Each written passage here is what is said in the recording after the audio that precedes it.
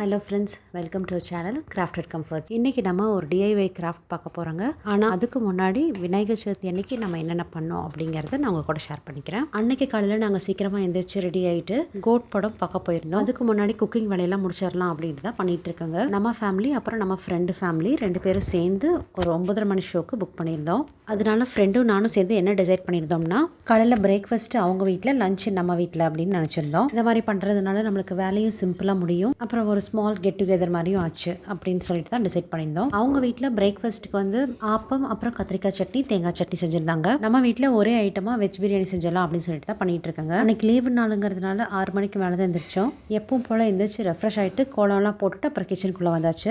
என் பெரிய பொண்ணு அன்னைக்கு கொஞ்சம் ஹெல்ப் பண்ணா.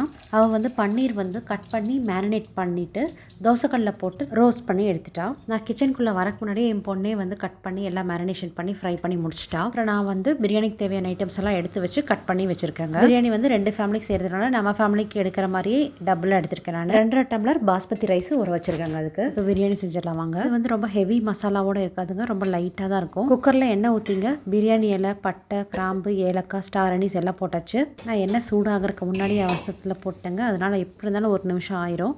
அதுக்குள்ளே நம்ம இதுக்கு தேவையான மசாலா வரைச்சிடலாம். அதுக்கு வந்து ஒரு கையளவு புதினா, கொத்தமல்லி, கூட 2.5 டேபிள் ஸ்பூன் இஞ்சி பூண்டு பேஸ்ட்டு, அதுக்கு தகுந்த மாதிரி இஞ்சி பூண்டு உரிச்சு வச்சுட்டேன். புதினா இருக்கும்னு நினச்சிட்டு இருந்தேங்க. கடைசியில் வீட்டில் பார்த்தா ஒரு 4-5 லீவ்ஸ் தான் இருந்துச்சு. அதனால இருந்த அளவுக்கு புதினா, 2 தக்காளி, கொத்தமல்லி தழை, இஞ்சி பூண்டு, ஒரு பச்சை மிளகா, கொஞ்சம் மிளகா பொடி எல்லாத்தையும் போட்டு ஒரு ஃபைன் பேஸ்ட்டாக அரைச்சி எடுத்தாச்சு. குக்கரில் வெங்காயம் போட்டு நல்லா வணங்கினதுக்கு அப்புறம் நம்ம அரைச்ச பேஸ்ட்டையும் போட்டாச்சு. பட்டாணி மட்டும் வேகிறதுக்கு லேட் ஆகும் அப்படிங்கிறதுனால வந்து இந்த மசாலாலாம் போட்டதுக்கப்புறமே பட்டாணியை போட்டு நல்லா வணக்க ஆரம்பிச்சாச்சுங்க. கூட 2 டேபிள் ஸ்பூன் பட்டர் போட்டாச்சு. அப்புறம் காய்கறியும் உள்ளே போட்டாச்சுங்க.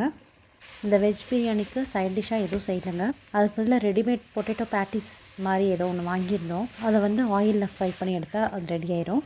அது நல்லாவே இருந்துச்சு. அது இது கூட சைட் டிஷ்ஷாக வச்சுக்கிட்டோம். வெஜிடபிள்ஸ் எல்லாம் போட்டு நல்லா எண்ணெய் பிரிஞ்சு வர அளவுக்கு வணக்கியாச்சுங்க. நம்ம 2.5 கிளாஸ் பாஸ்மதி ரைஸ் எடுத்து வச்சுருந்தோம். அதுக்கு 4.5 கிளாஸ் தண்ணியை ஊற்றி உப்பு போட்டாச்சுங்க. அந்த தண்ணி கொதிக்கிறக்குள்ளங்க கிச்சன் ஸ்லாபையெல்லாம் நீட்டாக தொடச்சி விட்டுட்டு இங்கே இருக்கிற பாத்திரத்தையெல்லாம் எடுத்து சிங்கில் போட்டாச்சுங்க. நம்ம வேலை முடிச்சுட்டு கையோட கிச்சனை க்ளீன் பண்ணி வச்சுட்டு சிங்கையும் கிளியர் பண்ணிட்டோம்னா நம்ம திரும்பி வரும்போது ரொம்ப பீஸ்ஃபுல்லாக ஹாப்பியாக இருக்கும் கிச்சனுக்குள்ளே என்ட்ரு ஆகும்போதே. இதே சப்போஸ் இந்த வேலையெல்லாம் பண்ணாமல் அப்படியே விட்டுட்டு போயிட்டோம்னாங்க நம்ம வெளியில் எங்கே போயிட்டு வந்தாலுமே வெளியில் போயிட்டு திரும்பி வந்து அந்த ஒர்க்கை கம்ப்ளீட் பண்ணுற வரைக்கும் நம்ம மைண்டில் ஒரு சைடில் அது ஓடிட்டே இருக்கும். இந்த ஒர்க் இருக்குன்ட்டு அதனால கூடிய வரைக்கும் வீட்டிலேருந்து எங்கே கிளம்பினாலும் கிச்சனை நீட்டாக வச்சுட்டு பாத்திரமும் கழுவி வச்சுட்டு போயிடுறதுங்க. இந்த ஒர்க்கெல்லாம் பண்ணாமல் போயிட்டோம்னா வீட்டுக்குள்ளே என்ட்ரு ஆகும்போதே ஒரு நெகட்டிவ் எனர்ஜியோடு தான் உள்ளே வருவோம். அதுக்கு நம்ம ஒர்க்கை நம்ம பண்ணிட்டோம்னா நம்ம பீஸ்ஃபுல்லாகவும் இருக்கலாம், வீடும் ஹாப்பியாக இருக்கும். வெங்காயத்தை தாங்க ரெடி பண்ணி வச்சுட்ருக்கேன். நல்லா பீட் பண்ண தயிர் எடுத்துகிட்டு அதில் ஒரு குக்கும்பர், ஒரு வெங்காயம் கட் பண்ணி உப்பு போட்டு வச்சாச்சுங்க. தயிர் ஒன்றும் கம்ப்ளீட்டாக ரெடி ஆகலைங்க. அதனால அடுப்புக்கு பக்கத்தில் வச்சுருக்காங்க. ஸோ தட் அந்த ஹீட்லேயே கொஞ்சம் சீக்கிரமாக ரெடி ஆயிரும் அப்படிங்கிறது. அதுக்குள்ளே தண்ணி கொதி வந்துங்க. அரிசியும் உள்ளே போட்டு குக்கரை மூடி வச்சாச்சு. குக்கரை க்ளோஸ் பண்ணி வச்சு டெட் ஸ்லோவில் வச்சுட்டு வெயிட் போட்டு ஒரு 20 மினிட்ஸ் வச்சுருவேன். பிரியாணி எப்போ செஞ்சாலுங்க இந்த விசில் எவ்வளோ வருதுங்கிறத கணக்கு வச்சுக்கிறது இல்லை, அதுக்கு பதிலாக டைம் தான் கணக்கு வச்சுக்குவேன். அதுவும் இல்லாமல் ஃபுல் ஸ்லோவில் வைக்கிறதுனால விசில் ஒன்று கூட வராதுங்க. இந்த 20 மினிட்ஸ் கேப்பில் போய் நான் ஃபுல்லாக ரெடி ஆகிட்டு வந்துட்டேன். வந்ததுக்கப்புறம் குக்கர் ஓப்பன் பண்ணி பன்னீர் உள்ளே போட்டு கொஞ்சம் டேஸ்ட் பார்த்துட்டு சப்போஸ் உப்பு பத்தலைன்னா இந்த ஸ்டேஜில் உப்பு போட்டு எப்படி இருந்தாலும் கலக்க போகிறதுனால சாப்பாடை வந்து அழுகாமல் பார்த்து கலவே ஹாட் கேஸில் போட்டு வச்சாச்சு. அப்புறம் நான் முன்னாடியே சொன்ன மாதிரி பிரேக்ஃபாஸ்ட் 2 வீட்டில் சாப்பிட்டுங்க. அப்புறம் படத்துக்கு போயிட்டு லஞ்ச் நம்ம வீட்டில் வந்து எல்லோரும் சாப்பிட்டு நல்லா ரெஸ்ட் எடுத்துகிட்டு வீட்லேயே சாமி கும்பிட்டாச்சு. பிரசாதமெல்லாம் செஞ்சுங்க. அது ஒரு மினி விலாகில் கூட காமிச்சிருப்பாங்க. அப்பார்ட்மெண்ட்டில் விநாயகர் சதுர்த்தினா எல்லாருமே ஆஜராயிருவாங்க. அன்னைக்கு இருந்து ஒரு 10 நாளைக்கு விநாயகர் சதுர்த்தி கொண்டாட்டமாக தான் இருக்கும். டெய்லி பூசாரி வருவார், சாமி கும்பிட்டு பிரசாதம் டிஸ்ட்ரிபியூட் பண்ணுவோம் எல்லாத்துக்குமே. ஒவ்வொரு வீட்டிலேருந்து ஒவ்வொரு நாள் பிரசாதம் கொண்டு வருவாங்க. அந்த 10 நாளுமே நம்மளுக்கு பிரசாதம் சாப்பிட்டே வயிறு நிறைஞ்சிரும். ஏதாச்சும் 1-2 நாள் மட்டும் செய்கிற மாதிரி இருக்கும். மற்றபடி ஆல்மோஸ்ட் எல்லா நாளுமே கீழே தான் சாப்பிட்ற மாதிரி இருக்கும். இது வந்து விநாயகர் விசர்ஜனை பண்ணுற அன்றைக்கி கடைசி நாள் சண்டே வந்து கம்யூனிட்டி லஞ்ச், காமன் லஞ்ச் இருக்கும். அது வந்து ஆள் விட்டு ப்ரிப்பேர் பண்ணி எல்லாத்துக்கும் சர்வ் பண்ணுவோம். ரொம்ப சூப்பரான லஞ்ச் மெனுங்க. வெஜ் பிரியாணி, பூரி, பன்னீர் பட்டர் மசாலா, தயிர் சாப்பாடு, பஜ்ஜி, ரசகுல்லா, லட்டு, இதுதான் அன்றைக்கி இருந்த மெனு. அப்புறம் விசர்ஜனை வீடியோ இது கூட ஆட் பண்ணியிருக்கிறேன் பாருங்கள். கரெக்டாக சன் செட்டுக்குள்ளே விசர்ஜனை பண்ணணுன்ட்டு 5:45க்கு விசர்ஜனை முடிஞ்சிருச்சு. அப்பார்ட்மெண்ட்குள்ளேயே ஊர்வலமாக இங்கே விநாயகர் எடுத்துகிட்டு வந்துட்டுங்க. உள்ளேயே ஒரு தொட்டி மாதிரி மினி டெம்பரரி செட்டப் பண்ணி அதில் தான் விநாயகரை விசர்ஜனை பண்ணுவோம். 2 நாளில் அந்த தண்ணி, களிமண் எல்லாமே வடிஞ்சு அங்கே இருக்கிற செடிகளுக்கெல்லாம் போயிருங்க. குழந்தைங்களாம் ரொம்ப குதூகலமாக கத்திட்டு இருந்தாங்க. அந்த வாய்ஸ் பாருங்கள், உங்களுக்கே தெரியும்.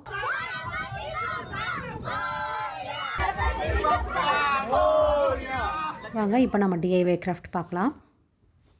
இது வந்து ஒரு பழைய டப்புங்க. கல்யாணம் ஆனதுலேருந்து இதில் தான் அரிசி போட்டு வச்சுட்டு இருந்தோம். ஓவர் த இயர்ஸில் வந்துங்க இதோட கண்டிஷன் ரொம்ப மோசமாகி ரொம்ப உடஞ்சிருச்சு. ஆனாலும் இதோட பிளாஸ்டிக் குவாலிட்டிக்காகவே இதை தூக்கி போடுறக்கே எனக்கு மனசு இல்லை. ஓரளவுக்கு இருக்கும்போதே அரிசி போடுறதை விட்டுட்டுங்க இதில் அழுக்கு துணி போட ஆரம்பிச்சுட்டேன். அதுலேருந்தும் உடஞ்சி ரொம்ப டேமேஜ் ஆகி அப்போ இந்த கண்டிஷனுக்கு வந்துருச்சு. அதே சம அளவில் இப்போ ஈக்குவலாக கட் பண்ணிங்க. பேஸ் எல்லாம் கூட கிராக் விட்டுருச்சுங்க. அதனால் பேஸை வந்து க்ளூகன் வச்சு ஃபில் பண்ணிகிட்ருக்கோங்க.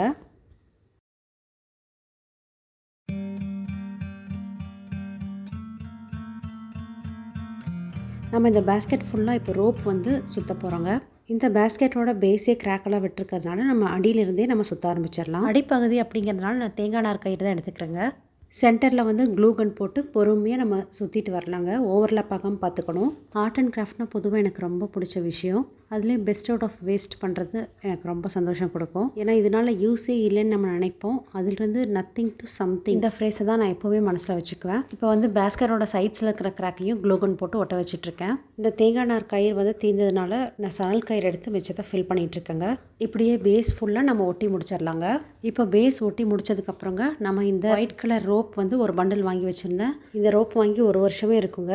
அப்போ இருந்து நினச்சிட்டு இருந்தேன் இது பண்ணணுன்ட்டு. இப்போ தான் அதுக்கான டைம் வந்திருக்கு. இந்த பேஸ்கெட்டோட சைட்ஸ் எல்லாம் நம்ம ஒயிட் ரோப் கொடுத்துக்கலாங்க. ஒயிட் கலர் வந்து எப்போவுமே ஒரு நீட் அண்ட் எலிகண்ட் லுக் கொடுக்கும் இல்லைங்களா, அதனால தான் நான் அதை சூஸ் பண்ணேன். இந்த ரோப்ஸ் எல்லாமே ஆர்டினரி பெயிண்ட் ஷாப் ஒரு ஹார்ட்வேர் ஷாப்ஸில் எல்லாத்துலேயும் கிடைக்குங்க. நம்ம ஆன்லைனில் வாங்குறத விடவே டேரெக்டாக போய் ஷாப்ஸில் வாங்கினோம்னா ரொம்ப கம்மி விலைக்கே வாங்க முடியும். இந்த பேஸ்கெட்டை இந்த ஹைட்டில் சமமாக கட் பண்ணிருக்குங்க. நம்ம எந்த இடத்துல கட் பண்ண போகிறோமோ அந்த இடத்துல பேஸ்கெட்டோட சர்ஃபேஸை சுற்றி ஒரு ரோப் கட்டியாச்சு. நல்லா ஒரு கத்தி எடுத்துங்க, சூடு பண்ணி அந்த ரோப் போகிற வழியிலேயே நான் கட் பண்ணிட்டு வந்துட்டேன். அப்போ நம்மளுக்கு சமமாக ஈக்குவலான ஒரு சர்ஃபேஸ் கிடைக்குங்க. இந்த ரோப்பால் பேஸ்கெட்டை சுற்றிட்டு வரும்போதுங்க யூனிஃபார்மாக அந்த சர்ஃபேஸ் இருக்கிற மாதிரி பார்த்துக்கலாம். அப்போ தான் நீட் லுக் கிடைக்கும். இது வந்து பெயிண்ட் பக்கெட்டோட ரிம்ஸ் 2 கிடச்சிதுங்க எனக்கு. எங்கள் அப்பார்ட்மெண்ட்டில் பெயிண்ட் அடிச்சிட்டு இருக்கிறதுனால அங்கங்கே இந்த பெயிண்டர்ஸ் வந்து இதை கழட்டி போட்டு வச்சுருப்பாங்க. அதை எடுத்துகிட்டு வந்துங்க 2ம் சம அளவில் கட் பண்ணி அதில் க்ளூகன் ஒட்டி ரோப் சுற்றிக்கலாம். இது வந்து நம்ம பண்ணுறது வந்து ஹேண்டில் பண்ணுறதுக்காக. இது வந்து நல்ல ஸ்ட்ராங் அண்ட் ஃப்ளெக்சிபிள் பிளாஸ்டிக்குங்க. இதுக்கு பதிலாக நம்ம கம்பியோ இல்லைனா பேப்பரையோ சுருட்டி ஹேண்டில் ஷேப்பில் வளைச்சுங்க அதில் நம்ம ரோப் சுற்றிட்டு வரலாம். இதில் வந்துங்க நான் ஒரு சைடு மட்டும் க்ளூகன் அப்ளை பண்ணிவிட்டு ஃபுல்லாகவே சணல் கயிறு வச்சு சுற்றியாச்சு. ஃபுல்லாக சுற்றி முடிச்சதுக்கப்புறம் பாருங்கள் இப்படி தான் இருக்கும். இதை வந்து நம்ம கரெக்டாக ஹேண்டில் ஷேப்புக்கு வளைச்சு க்ளூகன் அப்ளை பண்ணி 2 ஆப்போசிட் சைட்லேயும் 2ஐயும் ஒட்ட வச்சிடலாங்க. க்ளூகன் போட்டு அப்ளை பண்ணதுக்கப்புறங்க டைட்டாக கொஞ்சம் நேரம் பிடிச்சிட்டு இருந்தோம்னா நல்லா அப்படியே ஃபிக்ஸ் ஆகிடும். கிராஃப்ட் ஏதாச்சும் பண்ணிட்டு இருந்தேன்னா என் சின்ன பொண்ணு வந்துடுவா ஹெல்ப் பண்ணுறதுக்கு. அவ்வளோ வந்து என் கூட சேர்ந்து பண்ணிகிட்டு இருந்தா. 2 சைடும் இந்த ஹேண்டில் ஒட்ட வச்சுட்டுங்க இதுக்கு மேலே நம்ம ஒயிட் ரோப்பை சுற்ற ஆரம்பிச்சிடலாம். அப்போ தான் நல்லா ஸ்ட்ராங்காக நிற்குங்க, வெளியே வராது. நம்ம எவ்வளோ ஹெவியான திங்ஸை வந்து நம்ம அந்த பேஸ்கெட்டுக்குள்ளே வச்சாலும் தூக்கும் போது நம்மளுக்கு வந்து கல்டே வராதுங்க. அதனால் டைட்டாக ஹோல்ட் ஆகிறதுக்காக நான் வந்து ஒரு கிளிப்பு குத்திக்கிறேன். இந்த மாதிரி எல்லா சைட்ஸ்லேயும் கிளிப்ஸ் குத்திட்டுங்க நம்ம ரோப்பை வச்சு ஃபுல்லாக சுற்றிட்டு வந்துடலாம். இந்த மாதிரி ஃபுல்லாக நம்ம சுற்றிட்டே வந்து கடைசியில் எட்ஜுக்கு வரும்போது லாஸ்ட் ரோ மட்டும் நம்மளுக்கு அந்த பிளாஸ்டிக் சர்ஃபேஸ் முடிஞ்சிருக்கும். அதனால் இந்த லாஸ்ட் ஒரு ரோ மட்டும் நம்ம ஏற்கனவே பேஸில் இருக்க கயிறுக்கு மேலேயே க்ளூகன் போட்டு அதுக்கு மேலே அப்ளை பண்ணிட்டு வர போகிறோம். இந்த ஹேண்டில் கிட்ட வரும்போது மட்டும் 2 சைடும் வர மாதிரி பார்த்துக்கலாங்க, முன்னாடி அண்ட் பின்னாடி. இப்போ பார்த்துட்டு இருக்கோம் இல்லைங்க, அந்த மாதிரி.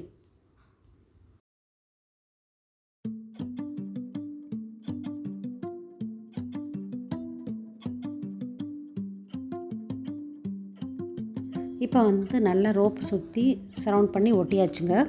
இப்போ உள்ளுக்குள்ளே ஒட்டுறக்கு ப்ளூ கலர்லேயே இருந்தால் நல்லாயிருக்கும் அது லுக் பார்க்குறக்கு அப்படிங்கிறக்காக நான் வந்து பழைய அரிசி சாக்கை எடுத்துக்கிட்டேன். இந்த அரிசி சாக்கோட எட்ஜஸ் எல்லாம் கட் பண்ணி எடுத்துடலாங்க. ஃபுல்லாக ஓப்பன் பண்ணி ஒரே ஷீட்டாக பண்ணிடலாம்.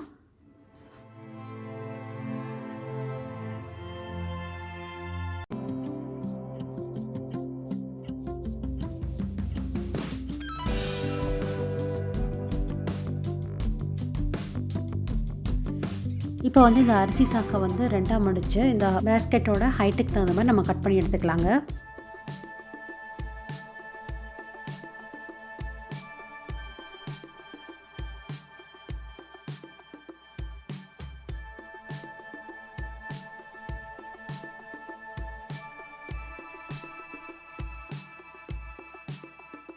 கட் பண்ண அந்த அரிசி சாக்கை வந்து உள்ளே அப்படியே ப்ளேஸ் பண்ணி வச்சு பார்த்தாங்க, அவ்வளோ நீட்டாக ஃபினிஷிங் வரல. அதனால் அதையவே நான் செக்மெண்ட்ஸாக கட் பண்ணி எடுத்துக்கிட்டேன். இந்த மாதிரி ஒவ்வொரு ஷீட்டாக ஒட்டி முடிச்சாச்சுங்க.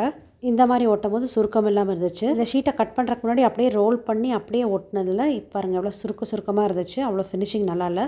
அதனால் இப்போ கட் பண்ணி ஒட்டினதுக்கப்புறமா கொஞ்சம் நீட்டாக இருந்துச்சு. இந்த அரிசி பேக்கையே சர்க்கிளாக கட் பண்ணி அதை வந்து பேஸில் ஒட்ட வச்சாச்சுங்க. ஒட்டினதுக்கப்புறம் பாருங்கள், இதான் அதோட ஃபைனல் லுக்கு. பழைய ஒரு உடஞ்சி போன ஒரு பிளாஸ்டிக் பேஸ்கெட்டு, அதனால் எந்த யூஸும் இல்லைன்னு நினைக்கிறதுல நம்ம ரீயூஸ் பண்ணி அதுக்கு ஒரு பியூட்டிஃபுல் லுக் கொடுத்தாச்சுங்க. நம்ம பண்ணுற கிராஃப்ட்ஸ் எல்லாமே பர்ஃபெக்டாக வரும்னு சொல்ல முடியாது. அதோட ஃபினிஷிங் ஓரளவுக்கு வந்தாலே போதுங்க, நம்மளுக்கு ஒரு பெரிய சாட்டிஸ்ஃபேக்ஷன் கிடைக்கும். அதை வந்து வீட்டில் ஏதோ ஒரு இடத்துல வச்சு யூஸ் பண்ணும்போது அது பார்க்குறப்பெல்லாம் நம்மளுக்கு ஒரு சந்தோஷம் கொடுக்கும். அது ஏன்னா அது நாமளே உருவாக்குனது. அதனால் இது பண்ணி முடிச்சதுக்கப்புறம் கிடைக்கிற சாட்டிஸ்ஃபேக்ஷனும் சந்தோஷமும் ரொம்ப ரொம்ப பெருசுங்க. அழுக்கு துணியெல்லாம் போடுறதுக்கு ஏற்கனவே ஒரு பேஸ்கெட் இருக்கிறதுனால இதில் வந்து ஷட்டில் காக்கோட ரேக்கெட்ஸ் எல்லாம் வச்சுருக்கேன். சின்ன பொண்ணு வந்து பேட்மிண்டன் கிளாஸ் போயிட்டுருக்கா. போயிட்டு வந்து கண்ட இடத்துல வைக்கிறதுக்கு பதிலாக இந்த மாதிரி ஒரு பேஸ்கெட் பண்ணி வச்சிட்டோம்னா இதில் ப்ராப்பராக ப்ளேஸ் ஆகிக்கும். இந்த டிஐவி ப்ராஜெக்ட் உங்களுக்கு பிடிச்சிருந்துச்சுன்னா ஒரு லைக் பண்ணி, ஷேர் பண்ணி, கமெண்ட் பண்ணுங்கள். இந்த வீடியோ உங்களுக்கு ஏதோ ஒரு விதத்தில் பயனுள்ளதாக இருந்துச்சுன்னா சப்ஸ்கிரைப் பண்ண மறந்துடாதீங்க. இந்த வீடியோவை இவ்வளோ தூரம் வந்து பார்த்துட்டு இருந்தீங்கன்னா ரொம்ப ரொம்ப நன்றிங்க. தேங்க்யூ ஸோ மச் ஃபார் வாட்சிங். மறுபடியும் இன்னொரு யூஸ்ஃபுல்லான ஒரு வீடியோவில் சந்திக்கிறேங்க. Take care. See you soon.